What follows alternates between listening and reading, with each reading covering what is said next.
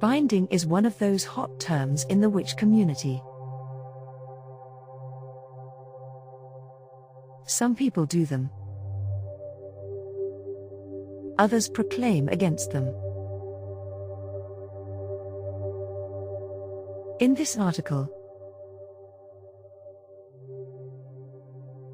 we'll dive into the basics of binding and answer your questions. What are binding rituals? When should we cast a binding spell? And give you a few examples of how to bind a person, event, or thing. What are binding rituals? First of all, let's define the term binding in the magical sense.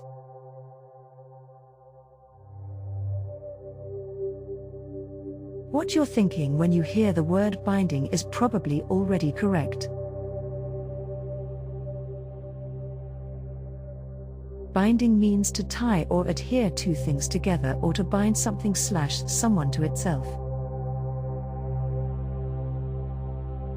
Some people believe binding rituals get into grey magic and go against universal magical laws.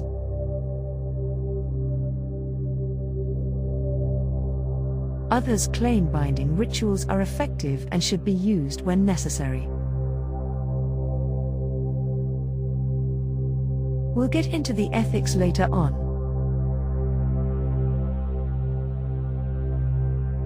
Two kinds of bindings.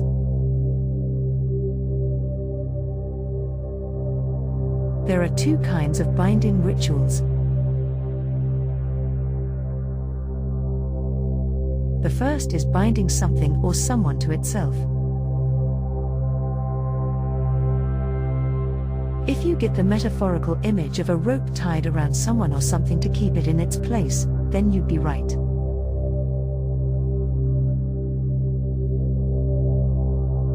Magically speaking, witches and magicians use this form of binding ritual typically to prevent someone or something from causing harm to other people/things or to themselves.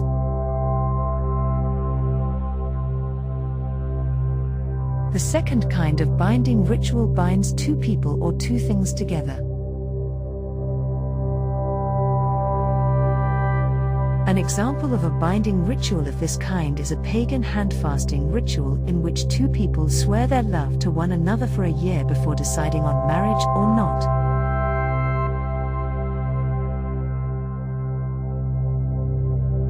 This is a voluntary binding when both parties are willing.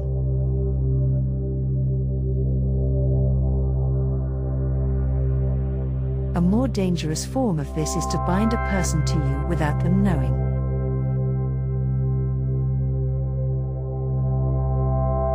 Ancient binding magic.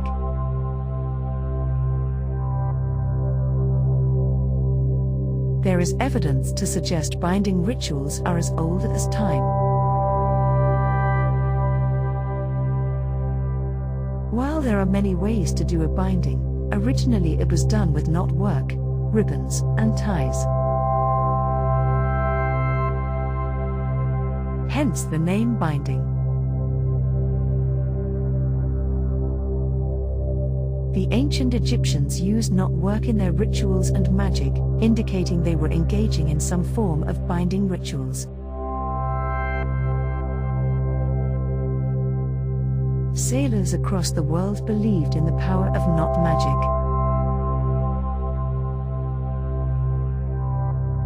They often employed witches and other magicians to bind the wind with knots in a magical rope.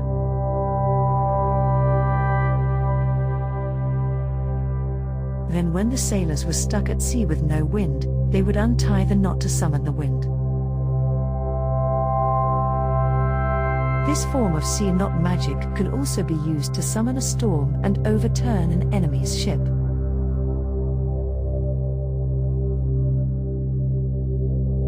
The magic in cloth and linen making.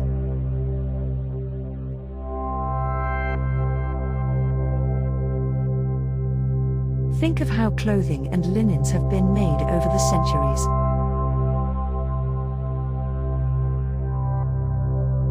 Weaving, knitting, sewing, etc. are all forms of binding one material to another that then creates something new from it.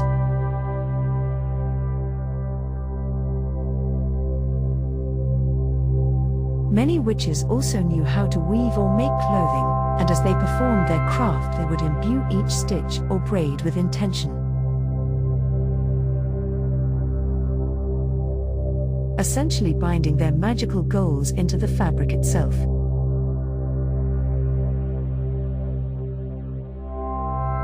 This is why witches in medieval paintings and artwork are sometimes depicted riding a distaff instead of a broom.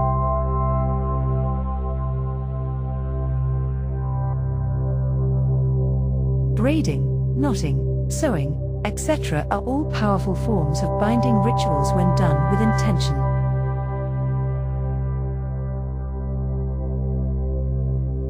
Methods of binding rituals all over the world.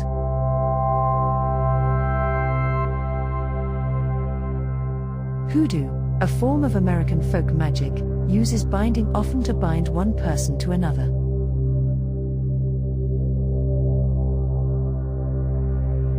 In ancient Ireland, a man would braid his hair into a bracelet and give it to his love.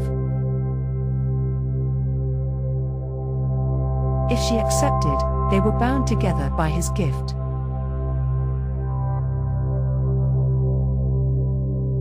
The binding of an object like bracelets, knot work, and more, gives way to the metaphorical bonding of one person to another.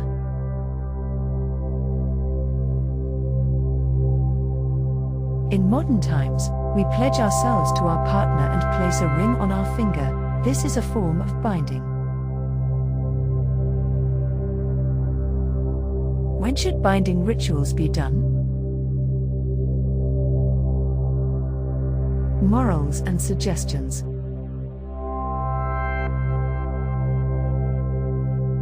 The topic of magical morals always comes up with binding rituals. But why? When we look at why people bind other people or things, we see sometimes it's for selfish gain.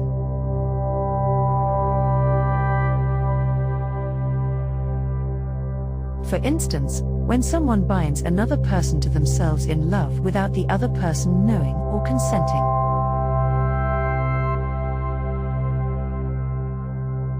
We may pine for someone's love, but if that person doesn't love us in return, and we do a binding ritual to force them to, it always turns out bad.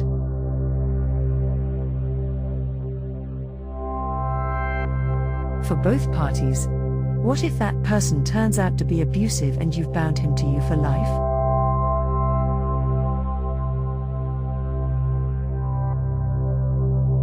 And what of the person's free will? When binding may be necessary. Next, if we choose to bind someone from hurting themselves or others.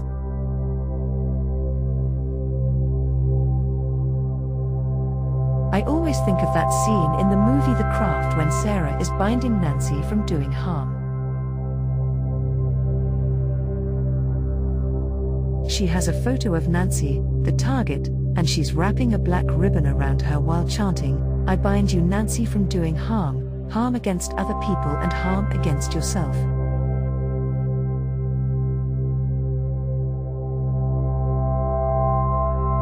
In this case, Sarah is trying to defend herself, Nancy and other people from Nancy's violence. Sometimes work like this is justified.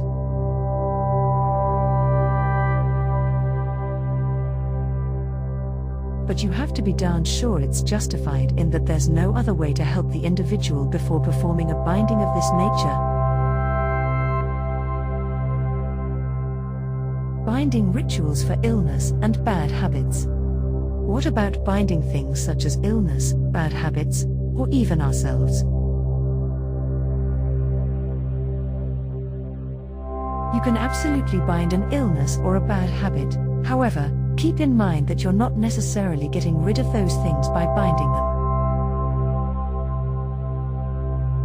In these cases, a banishing ritual followed by protection rituals are best.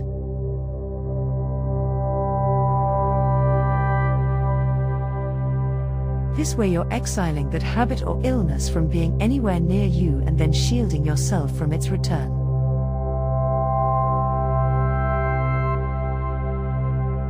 You might also choose to do a cord-cutting ritual, to cut the ties between your soul and that bad habit or illness. Binding yourself, not advised.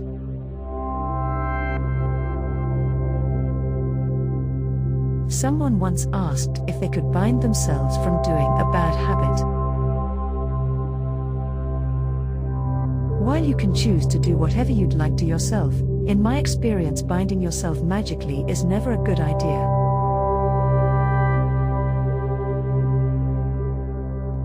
While you may bind yourself from doing said habit or thing, you might also bind yourself from having free will to do other things. Binding oneself just doesn't sit right with me, as there are too many things that could affect your life negatively with a self-binding ritual. Last-ditch effort.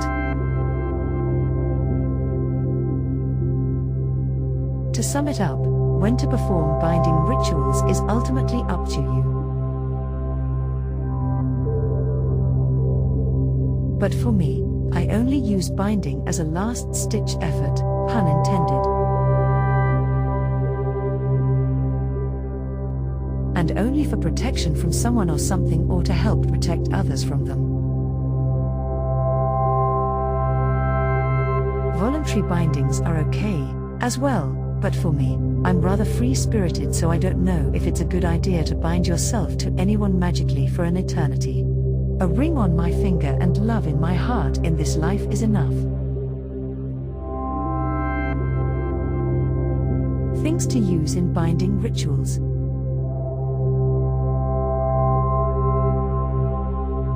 The kind of binding ritual you do will determine the ingredients and words you use.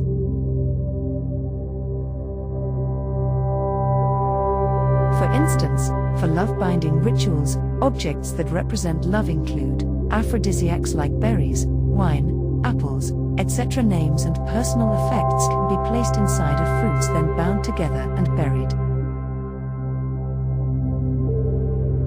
Amplify this type of ritual by sprinkling fidelity and passionate herbs over the names before binding inside.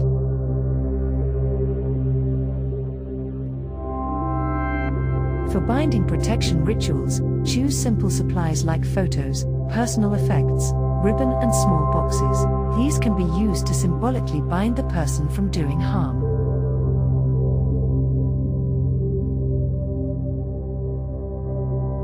You can also freeze a person's name or an event by placing in a bag or jar of water and freezing it to stop their actions or prevent something bad from happening.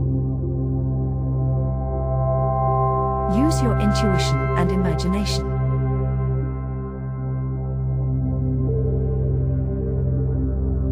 A binding ritual for protection.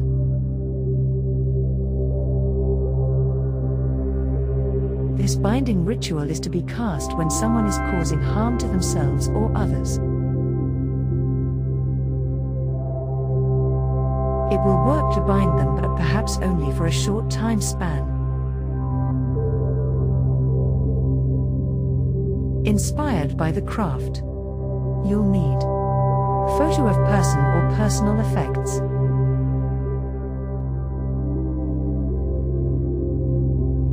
black ribbon or string, small box, if it has a lock and key or latch, even better.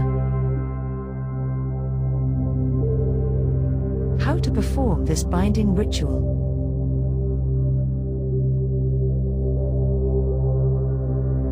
Gather your supplies, cleanse the space and supplies by your preferred method.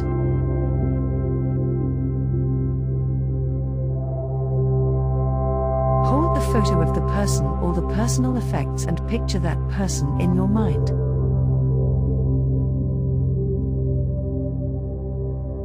See the harm they are causing vividly in your mind's eye.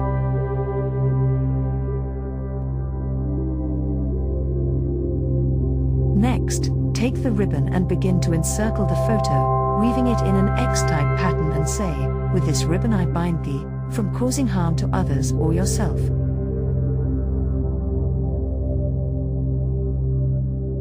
Until you are right again, then you shall be free.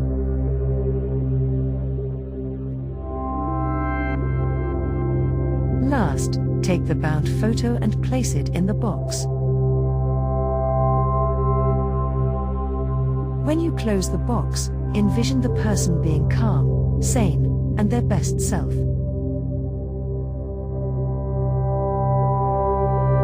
Keep the photo in the box until the threat has passed.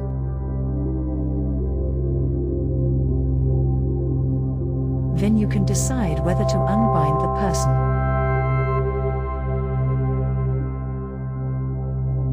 Consensual tomato binding love ritual.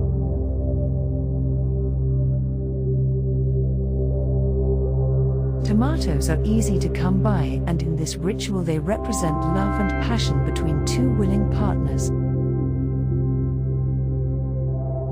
It will increase the love, understanding, and intimacy between two people. What you'll need: 1 large fine ripe tomato, the plumper and bigger the better, 1 dried herb for fidelity, choose 1, chickweed, clover, cumin, nutmeg, a knife, a lock of hair from each partner, a piece of parchment paper and pen, red ribbon or string. How to do the love binding ritual.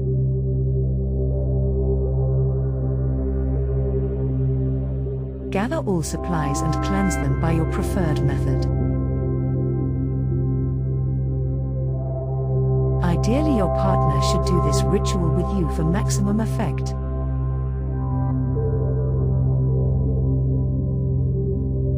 Cleanse one another of negative vibes.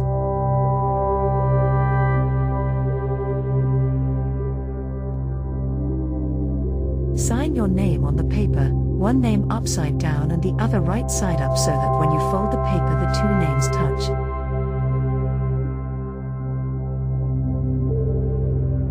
Now sprinkle your herb for fidelity in the middle of the paper, where the fold will be.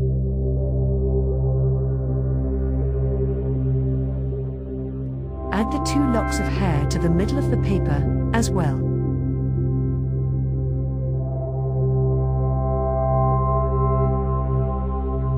Next, fold the paper in half so that the names are touching each other right side up. As you do this, envision the 2 partners being in love and faithful for the intended period of time.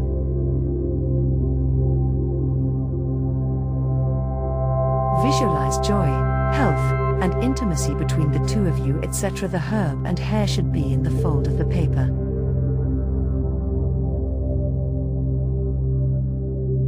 Fold the paper towards you 3 or 5 times until it's small enough to fit in the tomato. Now cut the tomato in half. Place the parchment paper in the middle of the tomato. Close the tomato back up and tie it together with the red string. Bind it at least 3 times, but up to 9 times, saying, "May we share love, joy and intimacy from now until we choose be free." Bury the tomato in the east where the sun rises, as the sun is rising on your love.